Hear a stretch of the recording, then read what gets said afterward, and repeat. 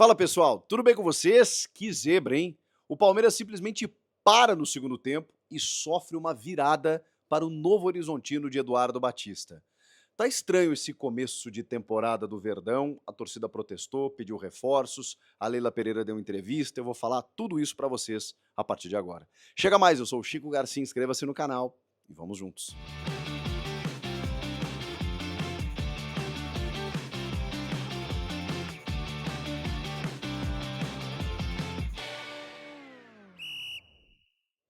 Eu comentei esse jogo aqui na Rádio Band News FM, essa derrota do Palmeiras, a primeira em 4 anos, gente, na fase de grupos do Campeonato Paulista. Fazia 4 anos, desde 2021, que o Palmeiras não perdia na fase de grupos do Paulistão. Perdeu alguns jogos, até na fase de mata, nessa campanha do tricampeonato. Perdeu as finais, inclusive, para o Água Santa, depois reverteu, para o São Paulo, depois reverteu, tudo com 4-0, inclusive. Perdeu para o Santos ano passado, depois reverteu, mas na fase de grupos não perdia há mais de 40 jogos. Perdeu para o Novo Horizontino. Em casa. Em casa. E a gente já começa por aí. O jogo foi na Arena Barueri, que, de novo, sofreu críticas da torcida porque não é a casa palmeirense, mas é o estádio que a Leila Pereira investiu, comprou lá para que o Palmeiras pudesse ceder o Allianz Parque para eventos, aquela coisa toda que a gente já sabe, já discute há quase 10 anos. Mas enfim, desagrada ao torcedor quando em alguns momentos depende. E olha que a gente nem está falando de um jogo decisivo, mas tem aquele clássico contra o Corinthians ano passado, estava ganhando de 2-0, cedeu empate para 2-2, e o torcedor fica naquele imaginário, se fosse no Allianz Parque, será que seria diferente? Cerca de 8 mil ingressos comprados antecipadamente para esse jogo da Arena Barueri. Vocês imaginem no Allianz Parque como seria. Pois bem, esse é um ponto, tá? A torcida cobrou muito, especialmente ao final do jogo, né? Depois da derrota consumada, criticando não só a presidente, mas especialmente o diretor Anderson Barros, com palavrões, xingamentos, pedindo reforços, pedindo centroavante. O Abel Ferreira já pediu o centroavante, já disse que o time precisa de um 9. E o Palmeiras tem que parar com essa história de ficar contratando jogadores ok. Sabe o jogador ok? Ok, é um bom jogador. Chega, chega. O Palmeiras tem que entender o que ele quer.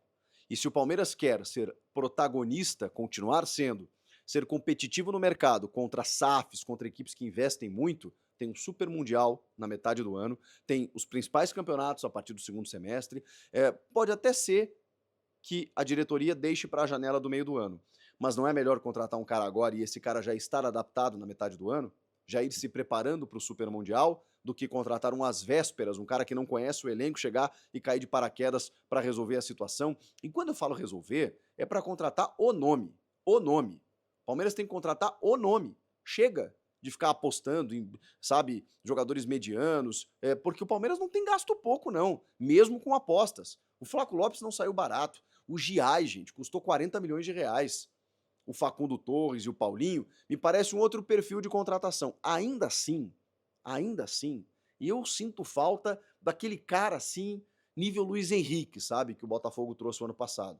Um cara que tá lá na Europa, que é jovem ainda, que custa muito, é verdade, mas vamos combinar, eu e você aqui. Se tem um clube que nos últimos anos arrecadou em venda de jogador, em bilheteria e em premiação de campeonatos vencidos, com investimento, com patrocinadores, com uma saúde financeira interessante, gente, se o Palmeiras não puder gastar, e assim, a Leila Pereira já deu entrevista dizendo, eu mudei o meu comportamento esse ano a gente está no mercado. E aí vem a crítica da torcida, porque tá no mercado. O Claudinho foi uma negociação frustrada. Ok, Claudinho, pode estar na conta do Claudinho, tá? Em que o Palmeiras negociou, deu ok, e de repente ele foi pro futebol do Catar. Mas o que aconteceu? Foi só a má índole, como foi colocada pelo Abel na entrevista do Claudinho? Eu não sei, não posso julgar. Mas foi uma negociação perdida. O Andréas Pereira, eu já tinha uma informação via pessoas próximas ao jogador que ele não queria vir.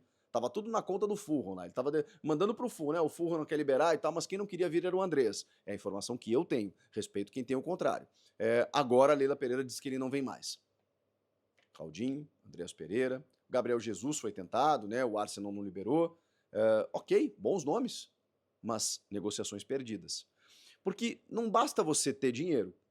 E aí vem a crítica da torcida. Você tem que ter habilidade para negociar. Você tem que ir lá negociar com o clube, com o jogador, seduzir os caras com um projeto. Não é só dinheiro. Tem que ter o dinheiro, tem que gastar, mas também tem que ter habilidade para trazer um nível de jogador como esse. E o Palmeiras não está conseguindo. É culpa da diretoria? É só o mercado inflacionado? Que o Abel disse, para a gente custa tanto, para os outros custa menos. O Palmeiras arrecada para isso, gente. Vendeu agora o Vitor Reis por 35 milhões de euros. Vamos lá.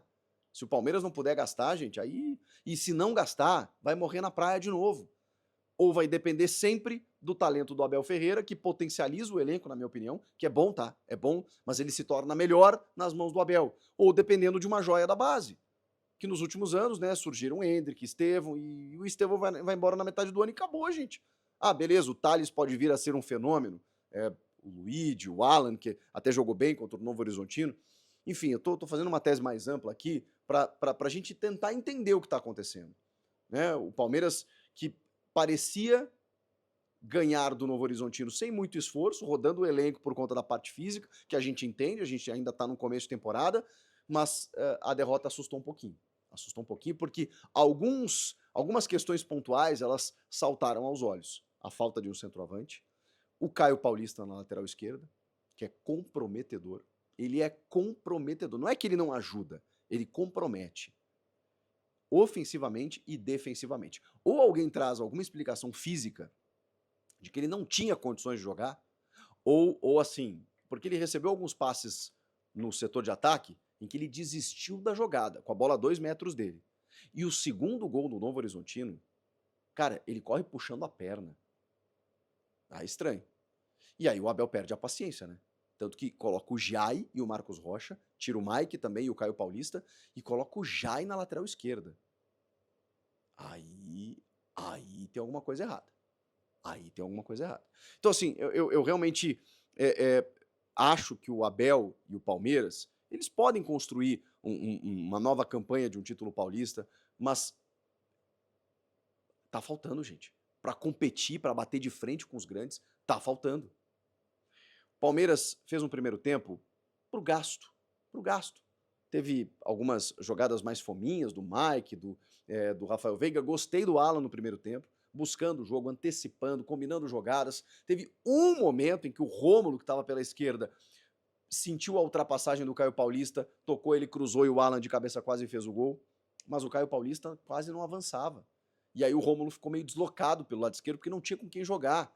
Porque ele é o cara de combinação de jogadas, ele precisa de aproximação. Ele não é um ponta, ele não tem profundidade. E se o Caio Paulista não passava, não tinha. Do lado direito, ok. Você tinha o Mike e o Facundo Torres. E o Palmeiras com o Veiga mais recuado, visivelmente cansado. O Veiga, sim, é começo de ano, eu sei. Mas ficou difícil, né? Ficou difícil. E mesmo assim, o Palmeiras fez poderia ter feito mais, o Lomba não foi atacado e o Novo Horizontino me decepcionou. Pelo que eu acompanhei do Novo Horizontino na Série B, das últimas 2 temporadas que quase subiu, eu pensei, caramba, vai competir, sempre dá trabalho para os times grandes no Campeonato Paulista. O Novo Horizontino estava a não jogar.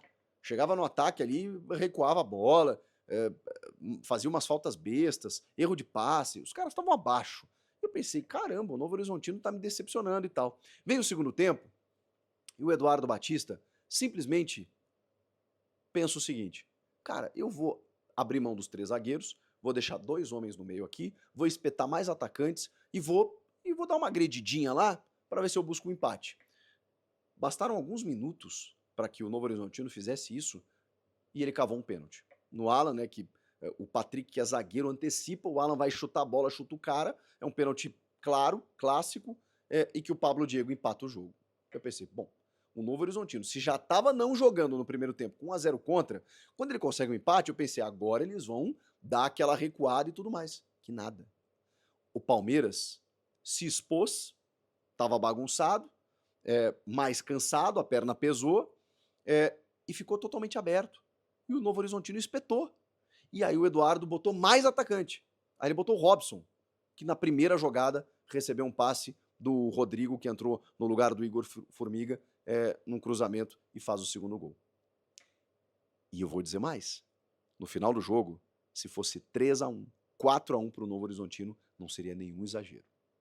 O Palmeiras, de uma forma atabalhoada, começou a construir chances cruzando bolas em que o Jordi, o goleiro, saía em todas, e aí nem o Flaco Lopes conseguia disputar, então não era um jogo pelo alto, era um jogo por baixo. Nesse jogo por baixo, o Abel tentou botar Luíde, Thales, não funcionou, não funcionou. O Veiga morto, dando uns chutes de fora da área para tentar meio que resolver a parada, não conseguiu também. E o Palmeiras, ao se lançar, se abriu. E o Novo Horizontino virou o jogo e poderia ter feito mais. Que jogo assim estranho, porque foi um Palmeiras totalmente desorganizado, abaixo fisicamente, abaixo tecnicamente e não percebendo a iniciativa do técnico adversário, que foi muito bem nas trocas e conseguiu virar o jogo. Preocupa. Por todo esse cenário que eu falei para vocês, preocupa. E se não for ao mercado, se não gastar, o Palmeiras vai cair numa realidade que é bem diferente da que ele vinha vivendo. Porque a competitividade em relação aos principais concorrentes, ela está cada vez maior. E aí, se o dinheiro inflacionou, se o futebol inflacionou, se o dinheiro está caro, se está tudo mais caro, eu não posso fazer nada. Eu sei que ou você se resigna, se recolhe e pensa, ok, eu não vou participar desse leilão, eu vou para minha casa, vou buscar um quinto lugar no Brasileiro e beleza. Ok, muitos clubes vão fazer isso. Tem clube que não vai conseguir competir. Agora, se o Palmeiras quiser competir com Botafogo, Flamengo, Cruzeiro e todo mundo que está gastando, Leila, vai ter que abrir o bolso. Comenta aqui, inscreva-se no canal, eu volto na próxima. Tchau!